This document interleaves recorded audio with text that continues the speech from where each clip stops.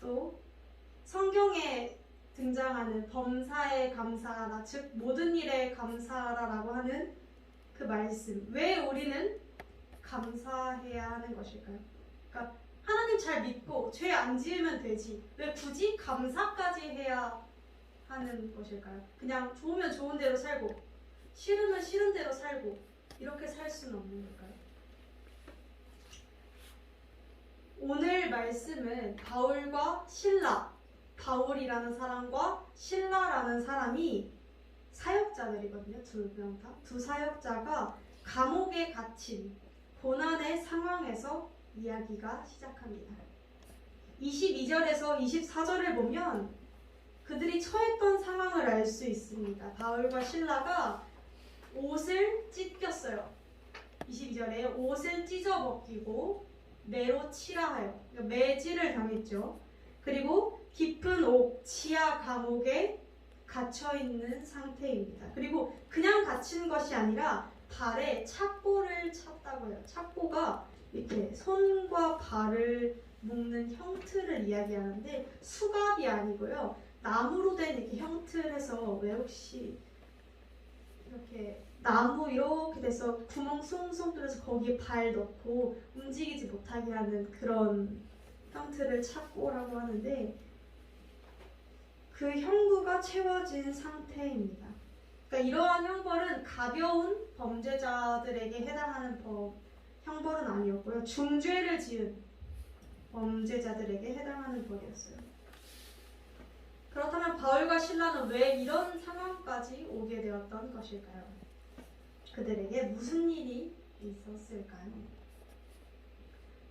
시간을 거슬러 올라가서 이제 바울은 이제 예수님을 만나고 나서 선교 여행을 주로 다녀요. 그러니까 우리 선교 뭔지 아시죠? 다른 지역에 가서 있지 않는 곳에 가서 예수를 전하는 걸 선교라고 하는데, 선교 여행을 떠나는데 이 당시는 바울이 1차 선교 여행을 마치고 2차 선교 여행을 떠나려고 마음을 먹은 직후였습니다. 이게 사도행전 16장 6절부터 상황인데, 제가 아까 성경책 펴달라고 이야기를 했죠. 그래서 6절 한번 보시면 성령이 아시아에서 말씀을 전하지 못하게 하시거늘 이라고 합니다. 이게 어떤 상황이냐면 2차 선교 여행을, 이제 바울이 1차 선교 여행이 굉장히 성공적이었거든요. 1차 선교 여행이 되게 잘 됐어요. 선교가 그 지역에서 복음을 잘 받아들였어요. 그래서 바울은 어떤 욕심이 났냐면, 욕심이라 하기는 조금 그렇고 어떤 비전을 품게 됐냐면, 내가 소아시아, 아시아 쪽으로 가서 아시아 선교를 해야겠다라는 마음을 품고 소아시아로 가려고 막 노력을 합니다. 그런데 오늘 본문 말씀에 보면 성령이 아시아에서 말씀을 전하지 못하게 막아버리세요. 그리고 7절에 예수의 영이 허락지 아니하시는지라, 주님께서 소아시아 아니야 라고 막으시는 거예요. 그래서 이제 바울이 그럼 어디일까 라고 기도를 하던 중에 하나님께서 환상을 보여주십니다.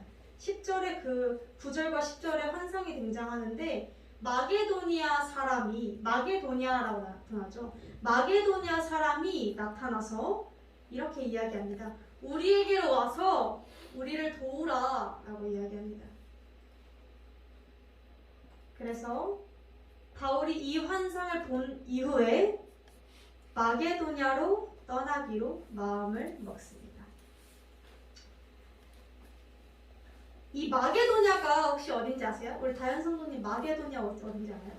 모르죠. 마게도냐는 지금은 모를 수 있어요. 왜냐면 그리스 알죠? 그리스 쪽 북쪽 지방을 이 당시 마게도니아라고 했거든요. 근데 이게 무슨 이야기냐면, 하나님께서 소아시아가 아니라 유럽 쪽 선교를 가라고 하신 거예요.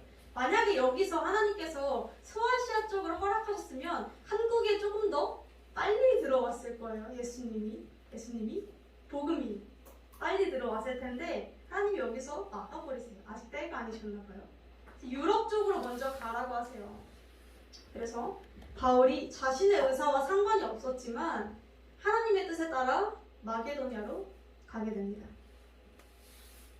이게 처음에는 순탄했어요. 왜 순탄했냐면 마게도냐에 도착해서 처음에 예배당이 없잖아요. 왜냐면 예수님을 믿는 사람들이 없으니까 당연히 예배당이 없어요.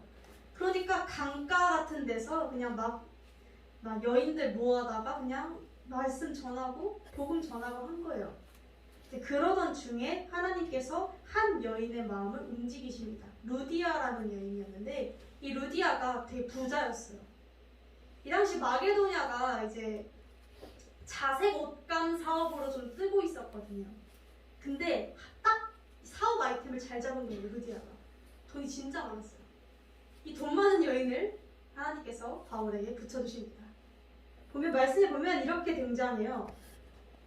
하나님을 공경하는 루디아였는데 14절에 하나님을 공경하는 루디아였는데 그 여자 주께서 그 마음을 열어 바울의 말을 청종하게 하신지라. 하나님께서 루디아의 마음을 움직이십니다. 그래서 루디아의 집이 그 처음 마게도냐에서도 지역, 우리 경기도에서도 구리시잖아요. 그것처럼 마게도냐에서도 빌립보라는 도시였어요. 자, 집중! 마게도냐에서도, 그러니까 도시 이런 개념으로 보시면 되거든요. 마게도냐에서 빌립보 도시. 그 빌립보 도시에서 처음으로 빌립보 교회가 세워진 게 루디아의 집입니다. 집에서 시작을 해요, 예배가. 예배당이 아니고 집에서 이렇게 시작을 하는데, 자, 여기까지는 굉장히 순탄하죠. 예배당도 만들어 주셨고 사람들도 붙여주셨고. 그런데 여기서부터가 문제입니다. 16절. 그들이 기도하는 곳에 가다가. 그러니까 루디아 집으로 가는 거였겠죠. 루디아 집으로 가던 도중에 한 점치는 여종을 만나게 됩니다. 보이시나요? 뭔 말씀? 잠깐 여기. 점치는 여종을 만나게 되는데 이 여종에 대한 설명을 보면 점으로 그 주인들을 크게 이득을 주는 자더라 라고 해요. 그러니까 쉬운 말로 용한 무당이었겠죠. 이제 여종의 신분이니까, 이제 종 신분이니까 자기가 점을 치고 이제 운세를 봐주고 나서 자기가 이익을 갖는 게 아니라 주인들에게 돈을 가져다 줬던 거예요. 이 무당 여종이 바울과 실라를 보고 따라와서 소리 지릅니다. 뭐라 하냐면, 이 사람들은 지극히 높은 하나님의 종으로서 구원의 길을 너희에게 전하는 자다. 귀신 들린 자 이야기합니다. 근데 이걸 보면 신기하지 않나요? 귀신도 하나님의 일하심을 알아요. 그렇죠? 우리 이 예화를 들으신 분들도 있으실 것 같은데 목사님 보고 무당이 너 이거지라고 했다고. 그 이야기 그 썰 못 들으셨나요? 유명한 썰인데 유명한 예화인데 목사님 보고 너 이거지 이랬다고. 근데 저도 그런 적이 있었어요.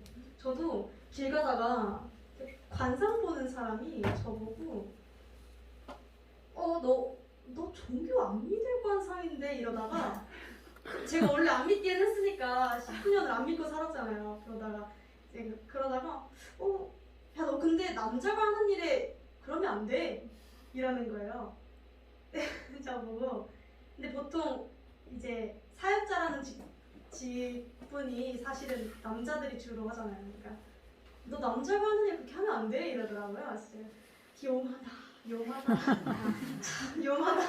이러고 이제 길을 갔던 경험이 있는데 진짜 귀신이 기가 막혀요. 귀신도 하나님의 일하심을 알더라고요. 이 영적인 존재들도. 어쨌든 귀신이 대단하다는 얘기는 아니고 이제 그 귀신들도 하나님의 높으심을 안다는 거죠. 사실은 별것도 아닌 것들이 사실은. 근데 바울과 실라가 하루 이틀은 이렇게 이야기하니까 그냥 넘겼을 거예요. 그냥 너드나 보다.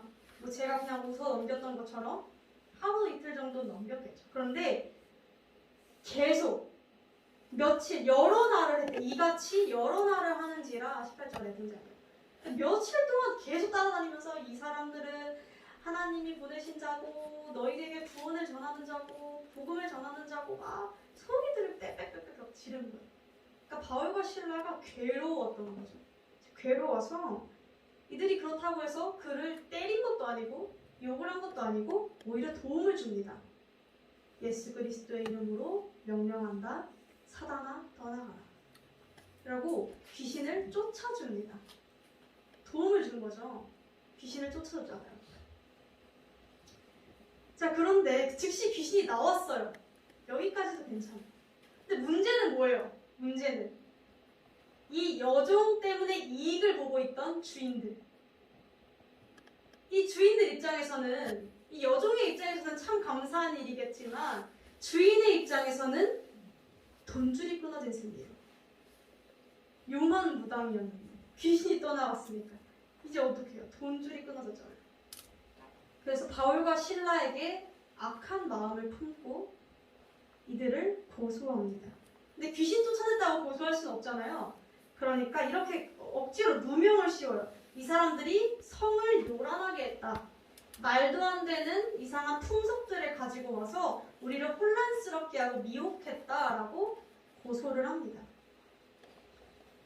그래서 바울과 실라가 정말 어처구니 없이 감옥에 들어가 매질을 당하고 옷을 찢김당하고 착고를 차고 갇히게 된 거예요.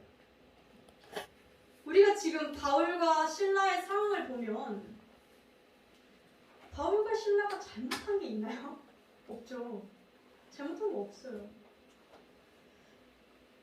열심히 예수님을 전했을 뿐이고 또 귀신 들려있길래 쫓아내줬을 뿐이고 그리고 더 거슬러 올라가서 애초에 바울과 실라가 여기 오고 싶어서 온 것도 아니었어요.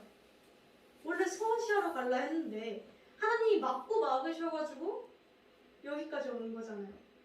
그런데 막상 와보니까 정말 하나님께서 뭔가 하실 것처럼 일을 진행하실 것처럼 책임지실 것처럼 환상 보여주시고 막으시고 이렇게 해서 왔는데 와보니까 처해진 상황이 감옥 가는 상황이었어요. 고난과 매질과 이런 어려움. 저 같으면 아마 이런 말을 했을 것 같아요. 이 꼴 보게 하시려고 여기까지 오게 하셨습니까? 라고 했을 것 같아요. 그렇게 순탄하게 진행을 하시더니 결국 감옥까지 이끌어 주시려고 저를 그렇게 막으셨고 여기까지 인도하셨습니까? 라고 좀 했을 것 같아요. 솔직히. 좀 당연하지 않나요? 근데 이런 태도가? 아니 내가 오고 싶어서 오는 게 아니잖아요. 그렇죠? 내가 뭐 하나님 뜻에 거슬러서 왔다가 봉변을 연하처럼 그렇게 봉변을 당한 거면 할 말이 없는데 하나님이 가라 해서 왔는데 감옥에 갇혔잖아. 그런데 바울과 실라는 좀 다른 것 같아요. 다른 모습을 보여줘요. 25절에 한밤중에 바울과 실라가 기도하고 하나님을 찬송하며 죄수들이 듣더라. 말이 됩니까 이게? 말이 안 되죠. 그 어떤 다른 말도 등장하지 않아요. 또 그렇다고 해서 이 상황 속에서 상황이 해결될 것이라는 일말의 틈이나 누가 믿고 있는 사람이라던가 누가 나를 몰래 빼줄 거라던가 그런 희망 자체가 없어요. 눈앞에 보이는 건 빛 한 줌 들어오지 않는 어두운 지하 감옥뿐이고 내 몸으로 지금 느껴지는 건 매질을 당해서 고통스러운 몸과 묶여있는 손과 발뿐이었습니다. 이 상황에 희망이라는 것은 없었어요. 그런데 바울과 실라는 기도하기 시작했습니다. 그리고 찬양하기 시작했습니다. 이들은 대체 어떻게 이런 상황 속에서 기도하고 찬양할 수 있었던 것일까요? 그 이유가 이제 뒷 본문을 보면 이제 좀 이래서 그랬구나라고 하는데 26절에 바울과 실라가 기도하고 찬양할 때 큰 지진이 나서 문이 열리며 모든 것이 다 벗어졌다. 이제 그렇게 되자 이제 지진이 난 거예요. 지진이 나서 감옥 문이 다 열린 거죠. 이것도 다 풀리고 이 얼마나 기적이에요. 기적이죠. 기적이 일어났어요. 자, 이렇게 기적이 일어나서 보니까 간수가 자다가 놀라서 깼어요. 그리고 간수가 자결하려고 해요. 왜 자결하려고 하냐면 이 당시 로마 법에는 좀 이상한 게 있었는데 죄수가 도망치면 죄수를 관리하고 있던 간수가 대신 그 벌을 받았어야 됐어요. 그러니까 이 간수 입장, 바울과 실라 입장에서는 행복이지만 간수 입장에서는 인생이 망한 거예요. 이제 저 사람들 대신에 내가 갇혀 있어야 되니까 저 사람들 도망가면. 그래서 그냥 이럴 바에 죽는 게 낫겠다 라고 자살을 하려고 합니다. 그랬을 때 바울이 이야기해요. 너의 몸을 상하게 하지 말라. 우리가 도망가지 않을게. 진정 좀 해. 우리 안 도망갔어 아직. 라고 이야기해요. 그래서 간수가 이상한 거예요. 이 사람들 왜 안 도망가지? 이 사람들 뭐지? 하면서 이렇게 이야기합니다. 선생들이여 내가 어찌하여야 구원을 받겠습니까? 조금 이 자가 이 상황 속에서 갑자기 구원이라는 단어를 꺼내듭니다. 구원과는 상관이 없는 상황이었거든요. 그런데 구원이라는 단어를 꺼내며 내가 어떻게 구원을 받을 수 있겠습니까? 라고 묻습니다. 그리고 바울이 이야기하죠. 주 예수를 믿으라. 그리하면 너와 내 집이 구원을 얻으리라. 바울은 그 후에도 이제 간수와 그의 가족들을 향해서 말씀을 전했고 그 간수와 가족들은 전부 구원을 얻게 되었습니다. 그러니까 결국 승리로 이끄신 주님이었던 거죠.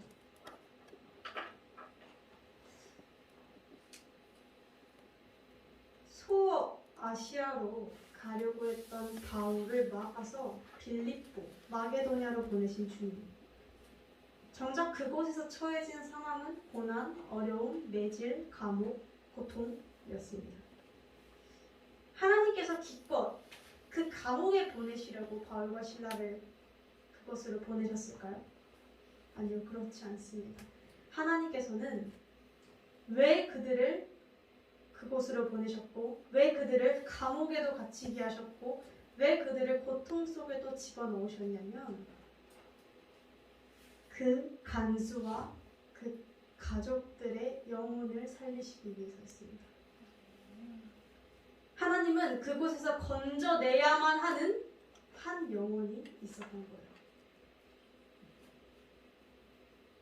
그리고 바울과 실라는 그 하나님의 계획을 믿었습니다. 물론 바울과 실라의 그 상황 속에서는 하나님의 계획을 한치도 볼 수 없었습니다. 감옥에 갇힌 상황에서 죽음만 기다리고 있는 상황에서 뭘 기대하겠습니까?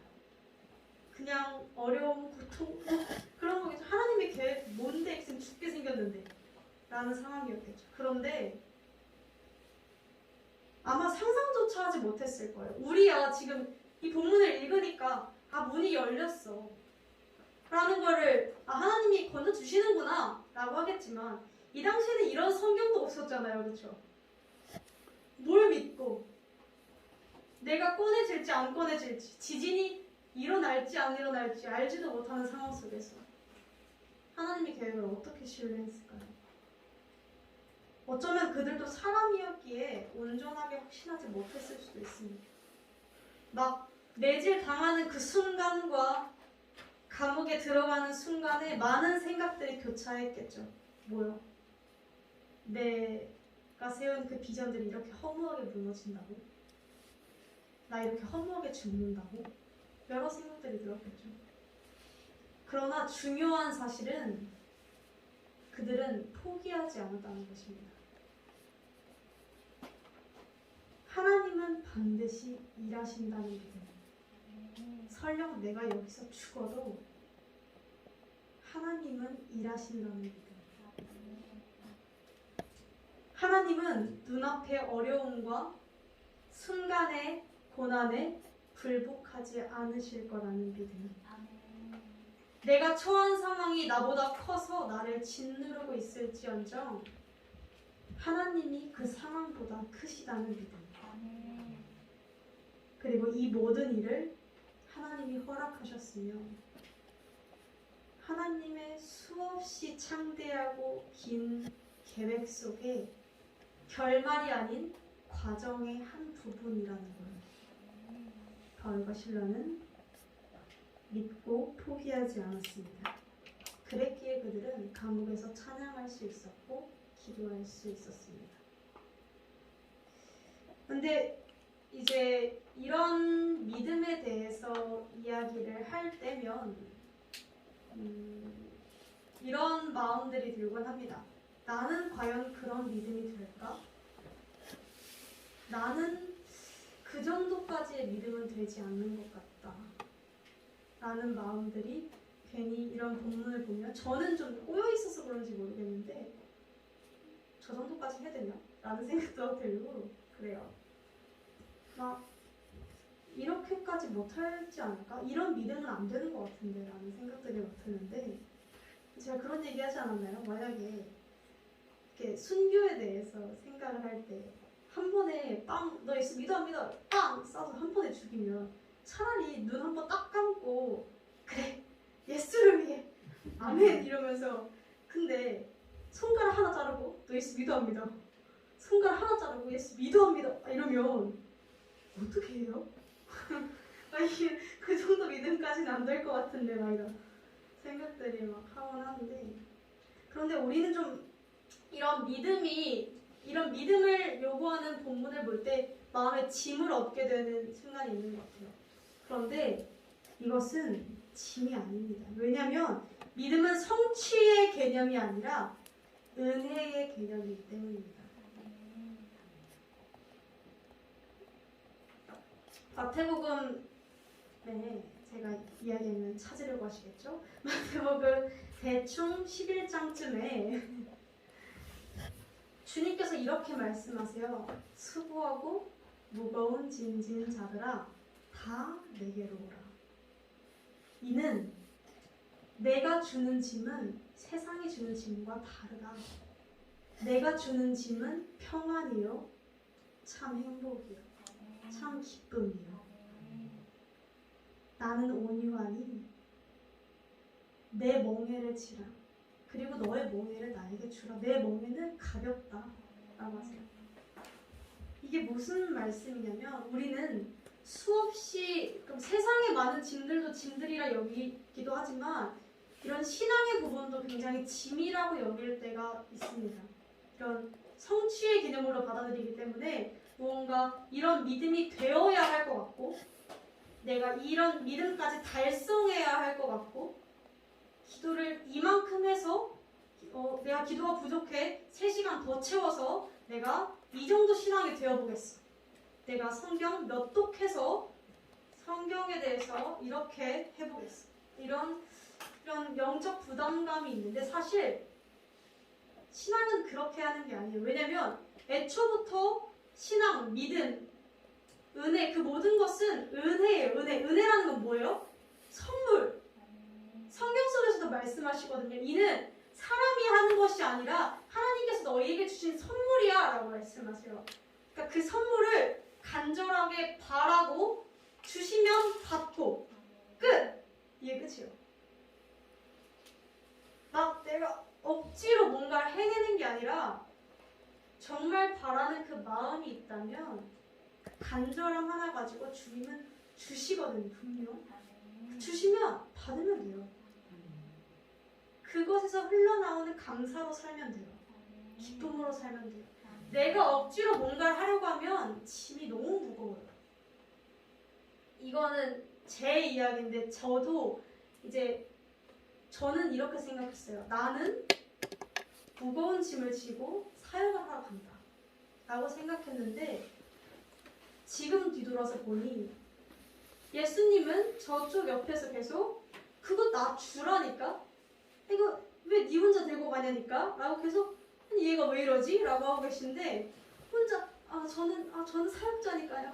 저는 그리스도인이니까 기다려보세요. 들고 가볼게요. 하다가 넘어져서 자빠져 있고.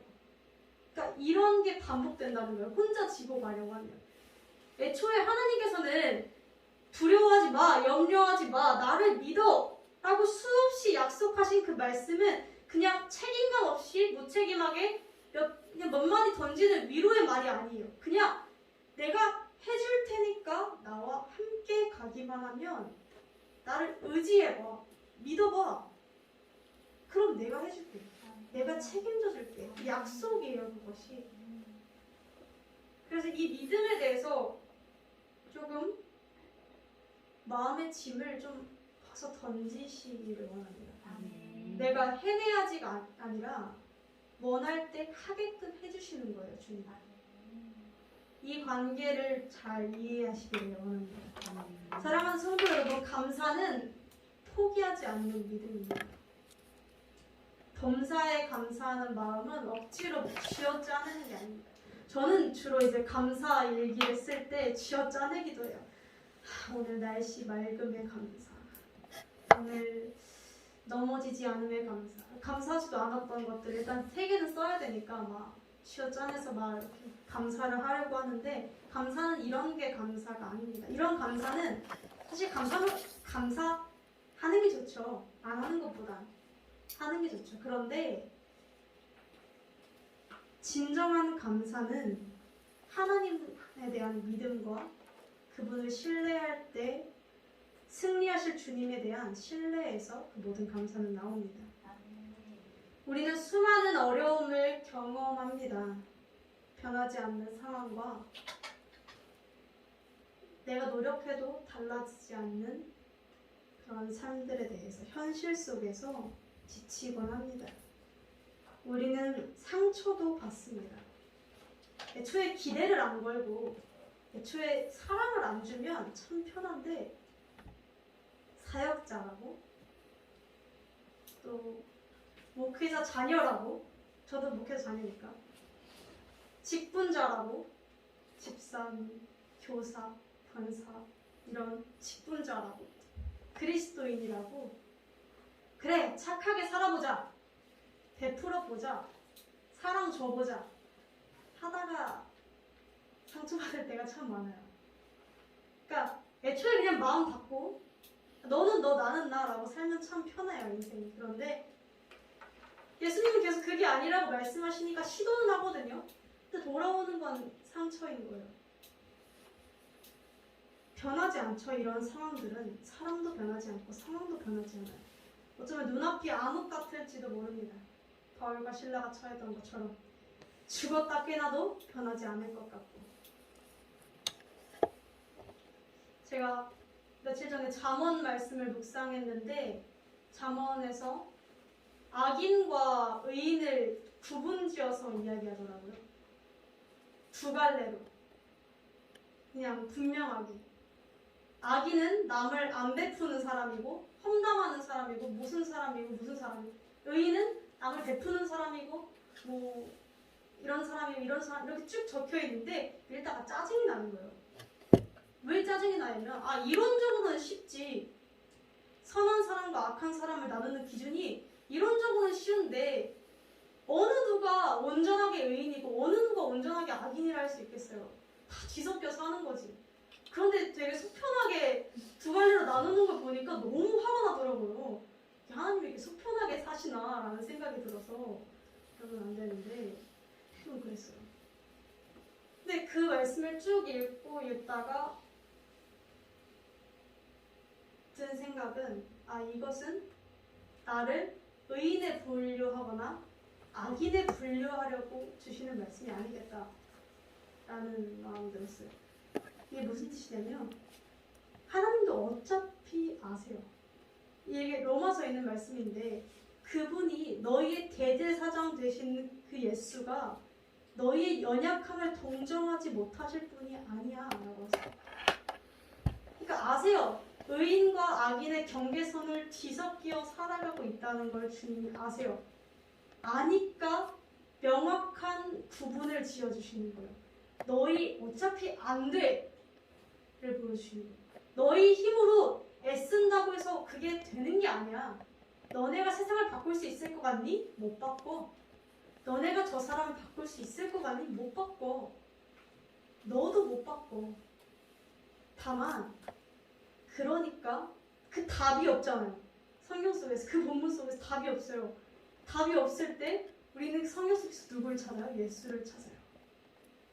예수 말고는 답이 없다라는 걸 성경 속에서 발견해요.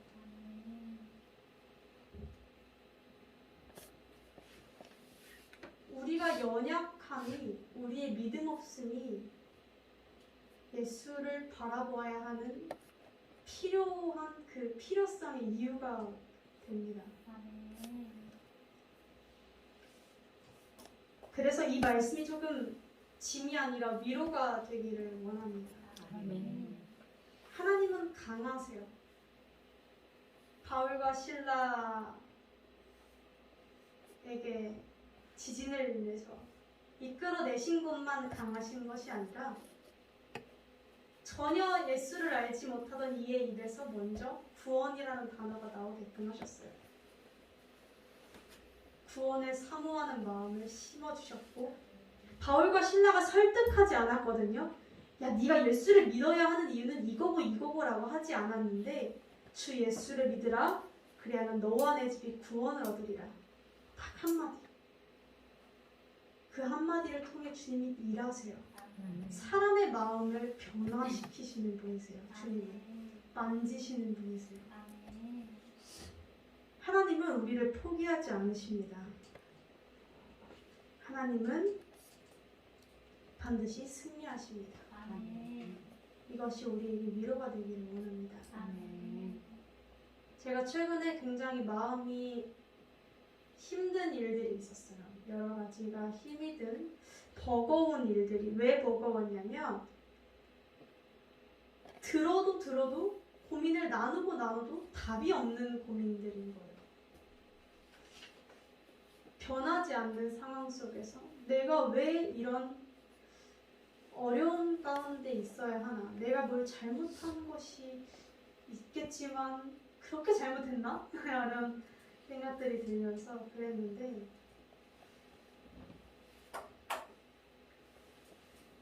주님에게는 어쩌면 우리의 고난이 물론 마음 아파하시겠지만 별게 아닐 수도 있어요. 하나님의 더 크신 계획이 있으시니까. 하나님의 계획은 감히 우리가 판단할 수가 없습니다. 하나님은 반드시 일하세요. 반드시 승리하시고요. 반드시 성취하세요. 이미 성취하셨고, 그 성취의 그 증거로 2000년 전 오늘 성령을 보내주셨잖아요. 성령 강림주의, 성령 보혜사를 주셨잖아요. 요한복음 14장에 등장하거든요. 성령 보혜사를 너희에게 주겠다. 그리고 너희를 고와 같이 혼자 두지 않겠다. 그리고 내가 다시 오겠다. 이미 성령이 우리에게 임했다는 것은 주님의 다시 오신다는 그 약속, 반드시 승리하신다는 약속, 반드시 성취된다는 증거입니다. 우리가 그 주님을 바라보고 현재 고난과 염려와 걱정들이 위로가 되기를 원합니다. 그리고 그 예수를 바라볼 때 감사가 나오기를 원합니다. 어차피 하실 주님이라면 그 주님 한번 믿어보고 인생을 걸어보시기를 원합니다.